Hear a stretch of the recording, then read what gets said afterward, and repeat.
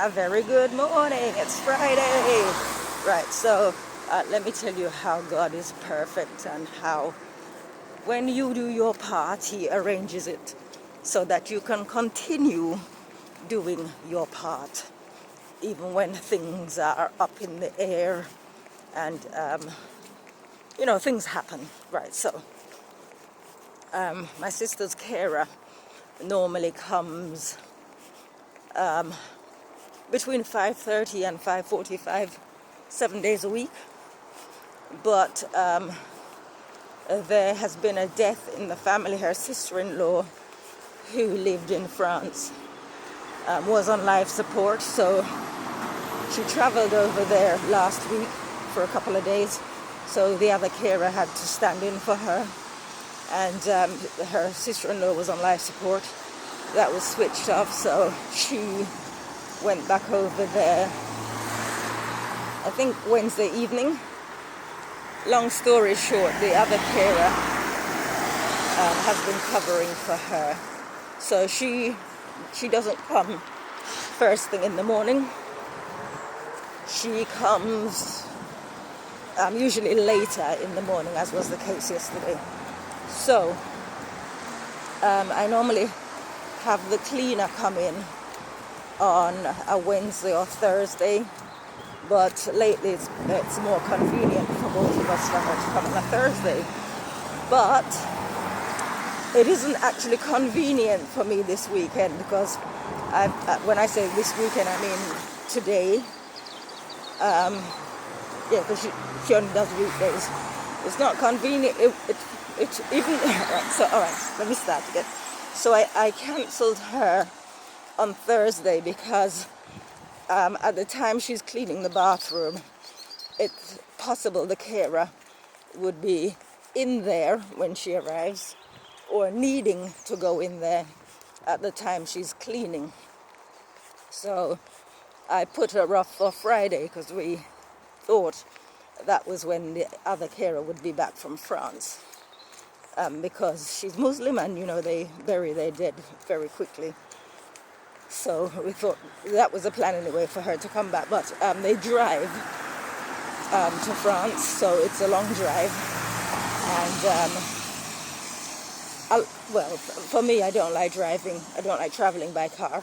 So imagine how long it takes to get there and how exhausted she must be. So the possibility exists that she's back, but she's too tired to work today. So let me stay on point. Right, so Friday, today, I'm going to be very busy, and tomorrow, and Sunday, because I've got a deadline for Monday. And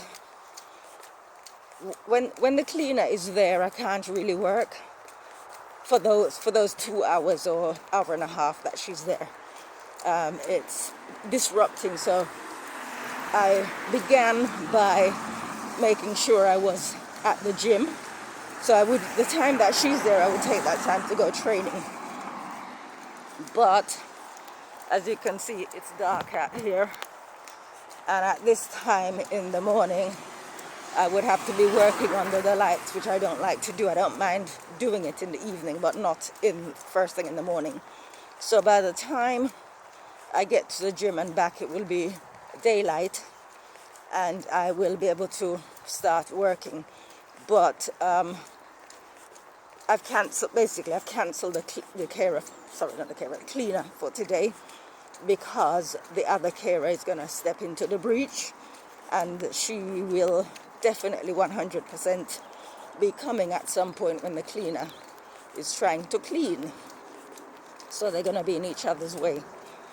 But you see, it's worked out perfect for me, because I wanted to go to the pool today, because on Fridays I normally do a very hard session, and then I take Saturday and Sunday as my days off, so no exercise.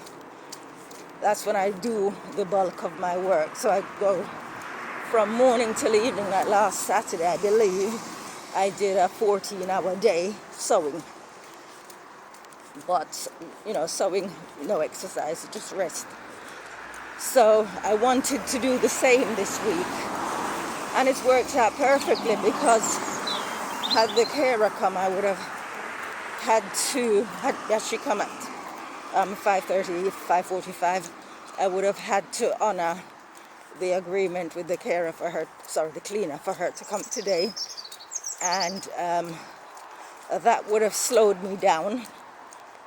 I wouldn't have been able to operate at the rate that I would like to. So I get to have 3 days in which to finish my deadline for Monday.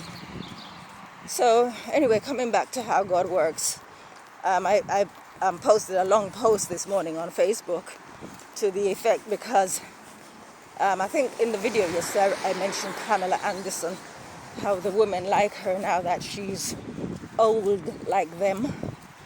And yesterday a man posted a meme about Sylvester Stallone, who's now got a belly on him. And the meme was like, at last I look like Rambo.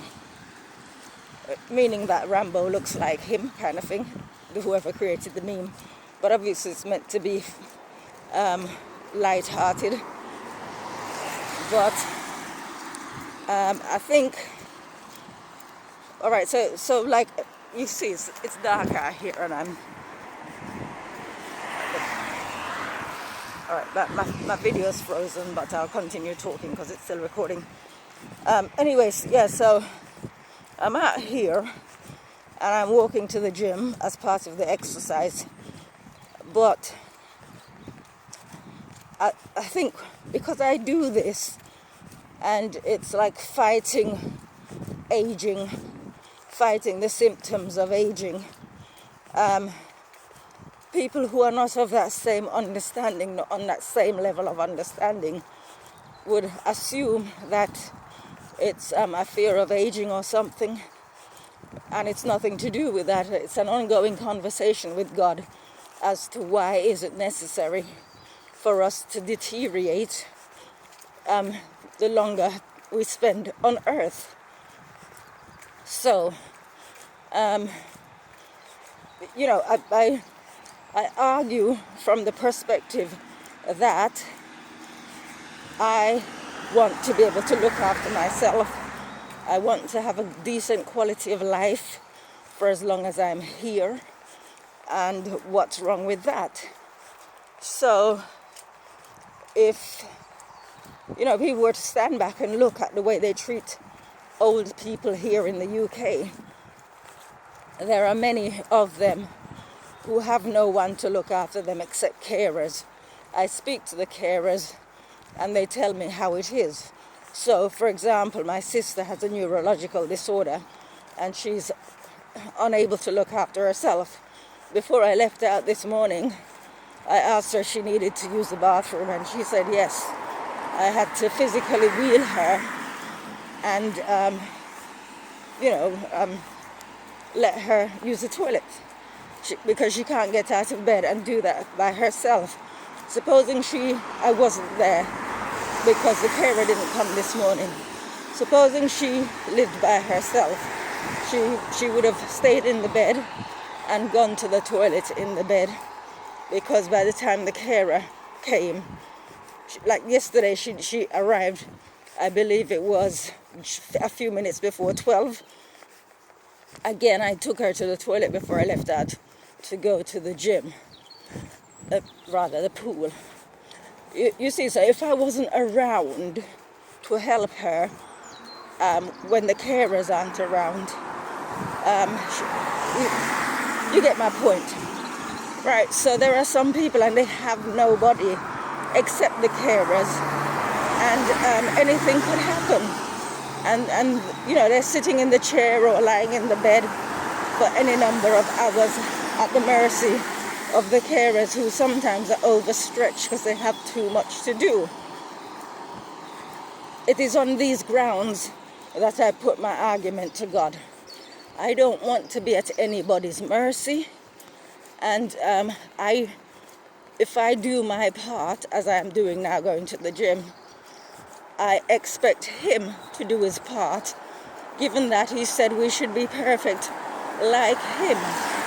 And also, I don't expect that he is riddled with the symptoms of old age.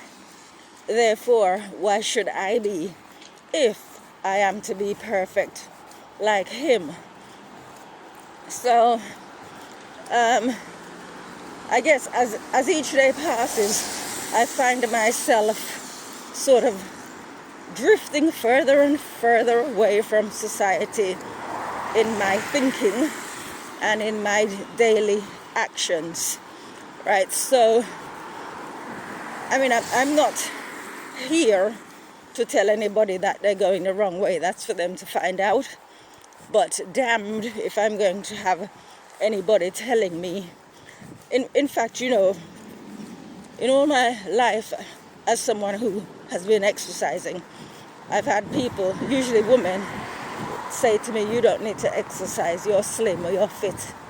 And they do not understand that if you don't maintain what you have, you will lose it. It is the same thing with the brain. If you don't use it, you will lose it. Right? So I know a lot of people who, well, actually I don't know a lot of people, but I'm aware of a lot of people who are alone, who are lonely, and have no one to not necessarily talk to, but to visit them and spend time with them. The carers are in and out. They can't do that, right? As much as they might want to, they can't. Therefore, I know it's for some people it's too late because they're already old and experiencing the symptoms.